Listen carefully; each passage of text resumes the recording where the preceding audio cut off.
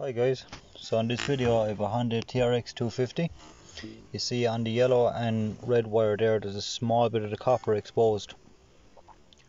So there was no power coming from the button as the wire was arcing out against the handlebars. Small bit of insulation tape around the bars and that button was working fine again. This machine actually cut out as I was driving. And that's where the power was ground out from. It wouldn't restart. You want to see on the handlebars here now the small bit of paint that wore off. Now the machine is 2004, so vibration over time this would have weakened the original cable coating. Small simple fix,